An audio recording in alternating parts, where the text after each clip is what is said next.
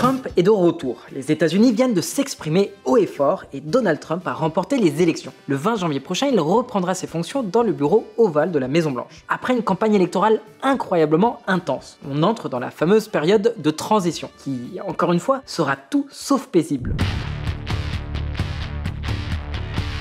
En gros, le bureau ovale traverse une zone de forte turbulence. Il y a la prise d'otages à Gaza qui prolonge la guerre israélo-palestinienne, les attaques régulières en mer Rouge des Houthis au Yémen et du Hezbollah au Liban contre Israël. Et puis il y a aussi la pression constante de la Chine sur Taïwan, mais surtout la guerre en Ukraine. La tâche est énorme et ni l'administration sortante de Biden ni l'équipe de Trump n'auront de répit ces prochains mois. Mais parmi tous ces conflits, c'est la situation en Ukraine qui est la plus critique et la plus instable. L'avenir du pays et de son président Volodymyr Zelensky repose en grande partie entre les mains des États-Unis. Avec le retour de Trump à la présidence, c'est une énorme incertitude qui pèse désormais sur l'horizon des Ukrainiens.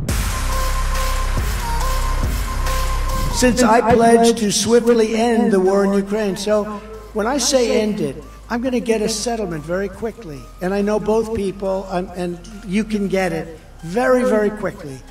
You can only do it through the presidency, but you control the money coming in, coming out. You can get that. I will have that settlement done within 24 hours. Trump n'a cessé de le promettre ces derniers mois. S'il est élu, il mettra fin à la guerre en Ukraine en 24 heures. Mais on se doute bien que pour y arriver, il faudra probablement payer un prix très élevé. En gros, pour conclure un accord de paix aussi rapidement, il devrait donner à la Russie bien plus que ce qu'elle ne demande actuellement, ce qui placerait le gouvernement ukrainien dans une position quasi impossible. Kiev, de son côté, est catégorique. Hors de question de céder du territoire à Moscou ou d'accepter une fausse paix qui permettrait à la Russie de se ressaisir et de préparer un nouvel assaut dans les années à venir. Zelensky à propos du plan de paix de Trump. Personne ne peut pousser l'Ukraine à céder du territoire pour la paix. Si une personne dans le monde, et cette personne est Donald Trump, peut arrêter la guerre en 24 heures, la question est à quel prix et qui va payer, a déclaré Zelensky dans une interview avec la BBC. Avec la victoire du champion républicain, on doit maintenant se poser quelques questions cruciales. Comment la guerre va-t-elle évoluer à partir de maintenant? Comment Trump pense-t-il mettre un terme au conflit en seulement 24 heures? Et surtout, qui va vraiment profiter de cette nouvelle politique étrangère des États-Unis? Attache ta ceinture, on va tout expliquer dans cette vidéo. Mais d'abord, je t'invite à liker, à partager et à t'abonner. Et puis si tu as envie de taper la discute, tu peux écrire un commentaire ou nous envoyer un DM sur Insta. Et puis si tu as envie de contribuer à l'aventure Diplometrix, je te laisse un lien dans la description pour notre plateforme de financement participatif. Allez, c'est parti.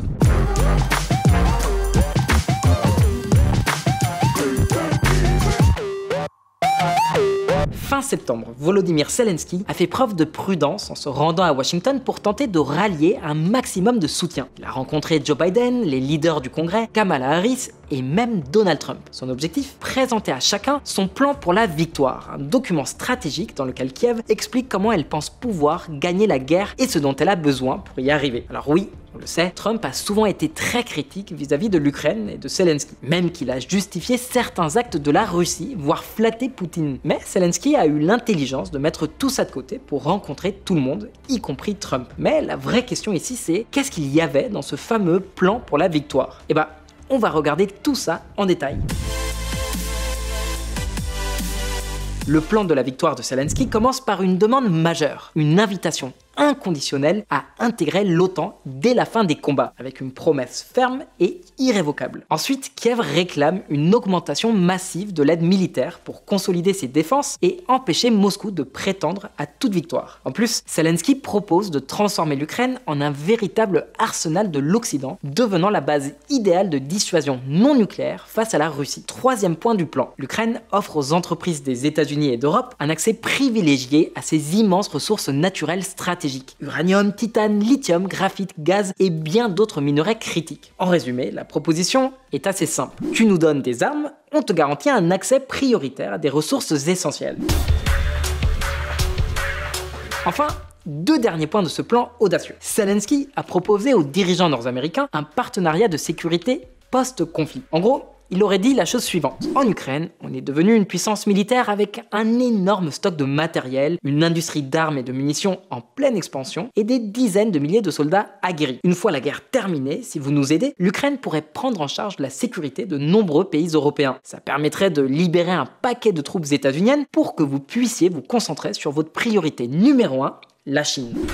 Si nos partenaires sont d'accord, nous prévoyons de remplacer certains contingents militaires des forces armées états-uniennes stationnés en Europe par des unités ukrainiennes, après la guerre. Autrement dit, l'Ukraine serait prête à positionner ses troupes pour remplacer les forces US en Europe. Et en parallèle, elle garderait son armée prête au cas où elle devrait rejoindre un nouveau conflit aux côtés des États-Unis. Trump, fidèle à sa ligne politique, n'a probablement pas prêté beaucoup d'attention aux 3 premiers points du plan pour la victoire de Zelensky. Pour les républicains pro-Make America Great Again, l'aide à l'Ukraine est vue comme un énorme gaspillage et ils sont pas fans de l'OTAN non plus.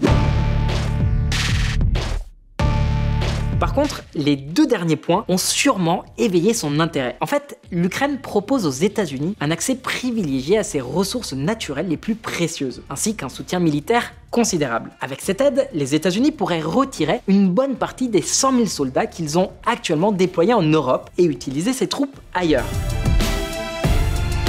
Après avoir présenté ce plan à Trump, Zelensky a posé devant les caméras aux côtés du président nouvellement élu et déclarait que selon lui, tous deux souhaitaient voir l'Ukraine remporter la guerre. Et là, surprise, Trump n'a pas corrigé Zelensky. En tout cas, pas totalement. C'est un progrès, puisque lors des débats présidentiels, Trump avait soigneusement évité de répondre à Kamala Harris, qui lui demandait s'il souhaitait vraiment que Kiev l'emporte contre Moscou. I think we have common view that the war in Ukraine has to be stopped and Putin can't win and Ukrainians have to prevail and I want to discuss with you the details of our plan of victory. Zelensky l'a joué assez finement en cherchant un terrain d'entente avec Trump. Il a fait valoir que la guerre devait s'arrêter, mais sans pour autant laisser Poutine sortir vainqueur. Autrement dit, il a essayé de proposer un compromis. En réalité, Zelensky n'avait pas beaucoup d'options.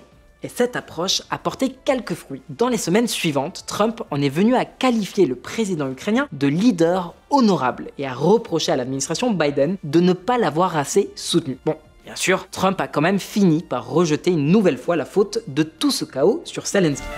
Trump accuse Zelensky d'avoir provoqué la guerre avec la Russie. Mais bon, Trump reste fidèle à lui-même, pas vrai ? Ce qu'il faut retenir, c'est que Zelensky a son propre plan, mais l'équipe de Trump prétend aussi avoir le sien. À ce sujet, celui qui va être le vice-président de Trump, J.D. Vance, ne mâche pas ses mots.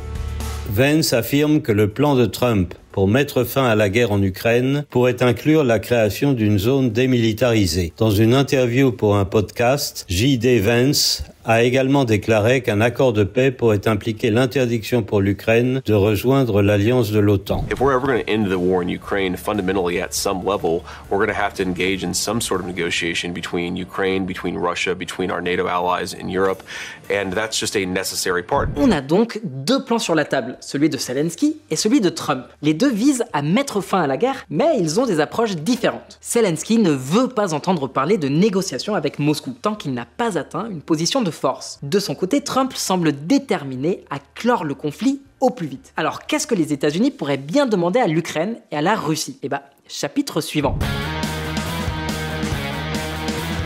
Nouvelle administration, nouvelle priorité. Pour l'instant, les intentions précises de Trump vis-à-vis de l'Ukraine restent floues. Zelensky lui a fait une offre, et même si Trump et son vice-président semblent favoriser une sortie négociée, ça ne signifie pas forcément qu'ils accepteront la proposition ukrainienne. Alors comment va-t-on pouvoir deviner quelle sera la position de Trump ? Pour le savoir, il faut d'abord se pencher sur les personnes qui vont probablement façonner sa politique étrangère. Et là, il y a 3 noms à retenir. 3 personnalités qui pourraient être déterminantes pour comprendre la stratégie des États-Unis en Europe durant les 4 prochaines années. Le premier, c'est Elbridge Colby, considéré comme l'architecte de la politique étrangère de Trump. Il devrait occuper un poste clé dans la nouvelle administration. En 2021, Colby a publié un livre intitulé « La stratégie de la négation, la défense états-unienne dans une ère de conflit entre grandes puissances ». Ce livre nous donne de précieux indices sur la vision de Colby pour le rôle des États-Unis dans le monde. Il n'y a donc aucun besoin stratégique d'ajouter de nouveaux États à l'Alliance. Washington pourrait raisonnablement soutenir l'intégration d'États facilement défendables, mais il ne devrait pas accepter d'ajouter la Géorgie ou l'Ukraine à l'OTAN, car ces 2 pays sont très exposés aux attaques russes sans offrir d'avantages significatifs. J.D. Vance, lui, a souvent exprimé des points de vue similaires à ceux de Colby. Coïncidence ? Eh bah, pas vraiment. Dans la stratégie de la négation, Colby affirme que l'OTAN dépasse largement le pouvoir militaire de la Russie et que, par conséquent, Poutine n'a aucune capacité réelle de menace et de nuisance contre un État membre de l'Alliance. Selon Colby, ça rend l'élargissement de l'OTAN inutile puisque l'objectif stratégique de dissuasion face à Moscou est déjà atteint. Dans cette logique, l'ajout de l'Ukraine à l'Alliance ne représenterait aucun intérêt réel. Pour Colby, la dissuasion contre la Russie est déjà en place et n'a pas besoin d'être renforcée. I think we would have been better off having a realistic assessment of how resolute the Russians were, how capable the Ukrainians are, and how prepared the United States and its European allies are to support the Ukrainians, and calibrate based, and then what we could realistically negotiate over, for instance, NATO membership for Ukraine, which I don't think makes sense anyway. Le premier point du plan de Zelensky, l'intégration de l'Ukraine à l'OTAN, semble donc compromis. Pour Elbridge Colby, la Russie n'est qu'une distraction pour les États-Unis. L'objectif principal, c'est la Chine et encore la Chine. À son époque, Obama le savait déjà, mais il avait été distrait par la guerre en Syrie. Et puis Biden, lui, a été pris de court par la guerre en Ukraine. Maintenant, c'est au tour de Trump. Alors si Trump suit cette ligne, l'idée de l'Ukraine de devenir un pilier clé de la dissuasion européenne pourrait ne pas cadrer avec les priorités de la prochaine administration. Mais Colby n'est pas le seul influent autour de Trump. Parmi les hauts responsables, on trouve aussi Keith Kellogg, ancien conseiller à la sécurité nationale de Trump. En juillet dernier, lors du sommet de l'OTAN, Kellogg a rencontré divers leaders de l'Alliance. Avec un message clair, Trump exigera que chaque pays consacre 2% de son PIB à la défense. Avec l'impact de la guerre en Ukraine, beaucoup de pays sont déjà proches de ce seuil, mais Trump veut s'assurer qu'il s'y engage pour de bon. Et puis, il y a aussi Rick Grenell, ancien ambassadeur des États-Unis en Allemagne sous Trump. À cette époque, Grenell a fait parler de lui en menaçant de retirer les troupes US d'Allemagne si le gouvernement Merkel ne renforçait pas son budget de défense. Cette pression n'a pas du tout plu à Berlin et certains parlementaires allemands sont même allés jusqu'à demander son expulsion. Avec Grenell, les relations entre Berlin et Washington ont atteint l'un de leurs plus bas niveaux depuis des années. L'allié fervent de Trump, Richard Grenell, met fin à son mandat tumultueux en tant qu'ambassadeur des États-Unis en Allemagne. Wolfgang Kubicki, vice-président du Parlement allemand, avait déclaré à un moment que Grenell agissait comme si les États-Unis étaient encore une puissance occupante ici. Or, Grenell et Kellogg sont pressentis pour gérer les relations entre la future Maison-Blanche et l'Europe, avec un objectif clair, que les pays européens de l'OTAN sortent le chéquier et prennent en charge les coûts du déploiement des troupes états-uniennes sur leur sol. Si l'administration Trump est si focalisée sur les dépenses, on peut se demander si elle sera d'accord pour continuer de financer l'Ukraine. Dans les cercles proches de Trump, l'idée prévaut que toute initiative de défense en Europe est une perte de ressources. Si les Européens veulent se protéger, qu'ils financent eux-mêmes leur sécurité. Complique sérieusement les points 2 et 3 du plan de Zelensky qui comptait sur une aide militaire renforcée et sur le rôle de l'Ukraine dans la défense de l'Europe. C'est pourquoi Zelensky a offert aux États-Unis certains avantages, comme l'accès à ses ressources naturelles, mais sur ce point-là, il a de la concurrence. Trump a déjà exprimé l'idée de lever les sanctions économiques contre la Russie pour favoriser l'utilisation du dollar. En clair, certains intérêts économiques affectés par cette guerre souhaitent la fin des sanctions, alors que d'autres y trouvent leur compte. Par exemple, une part importante de l'aide US à l'Ukraine est dépensée dans des contrats d'armement aux États-Unis. Des milliards sont investis par le Pentagone pour renouveler les stocks de munitions et de matériel envoyés à Kiev. Ça soutient l'industrie militaire US en finançant des entreprises nationales tout en renouvelant les arsenaux du Pentagone. Cette assistance militaire profite donc aussi aux forces armées US qui renforcent leur industrie de défense tout en préservant leur avantage stratégique, notamment face à la Chine. Autrement dit, une grande partie de l'argent destiné à l'aide pour l'Ukraine finit en réalité par alimenter l'économie US et son industrie de défense. Ces retombées économiques et politiques jouent en faveur des points 2 et 3 du plan de Zelensky. Cependant, le plan de Trump pourrait aussi rencontrer un autre problème. Le dernier hiver, Donald Trump fera son retour à la Maison-Blanche le 20 janvier 2025. En plein hiver, à une période où les combats en Ukraine sont généralement plus limités, voire statiques. C'est donc un moment stratégique pour tenter un cessez-le-feu. Mais il y a un hic, la fameuse théorie des jeux. Trump connaît déjà les exigences russes pour mettre fin à la guerre, que l'Ukraine renonce à adhérer à l'OTAN et retire ses troupes des territoires occupés par la Russie. En théorie, les États-Unis pourraient forcer l'Ukraine à accepter ces conditions avec un ultimatum. Soit tu acceptes, soit on coupe notre soutien et la Russie t'écrasera. Mais les républicains ne pourraient jamais accepter de voir des troupes russes défiler à Kiev ou conquérir d'autres régions ukrainiennes, puisque ça serait catastrophique pour l'image de Trump. Ce risque pourrait bien jouer en faveur de Zelensky, qui peut utiliser cette crainte pour négocier sa position. Le scénario pourrait alors se compliquer et faire durer le conflit, obligeant Trump à maintenir l'aide militaire à Kiev pour éviter des avancées russes qui pourraient ternir sa réputation. Bien sûr, ce n'est qu'une hypothèse. Mais il est clair que l'arrivée de Trump affaiblit considérablement la position ukrainienne. Et c'est là un vrai sujet de préoccupation, parce que si la Russie obtient ce qu'elle veut, ce serait un encouragement pour d'autres dictateurs de suivre l'exemple de Poutine. La seule solution serait de trouver un accord qui ne soit pas un cadeau pour la Russie. Mais est-ce que Trump peut vraiment réussir cette prouesse? Est-ce qu'il le souhaite réellement? Ou est-ce que son engagement de 24 heures est plutôt un signe de renoncement? Dans cette vidéo, on a vu que Zelensky a un plan pour gagner du soutien aux États-Unis, mais ce plan se heurte à la vision de l'équipe de Trump qui, soyons honnêtes, n'inspire pas l'optimisme. Maintenant, c'est à toi de répondre. Quel sera le dénouement final? Zelensky réussira-t-il à convaincre Trump ou est-ce que Trump abandonnera le peuple ukrainien? La nouvelle administration pourra-t-elle trouver une paix favorable à l'Ukraine sans encourager les tyrans du monde? Partage-nous ton avis dans les commentaires. Si cette vidéo t'a plu, n'hésite pas à liker et à t'abonner. Nous, on te dit à très vite pour plus d'actu.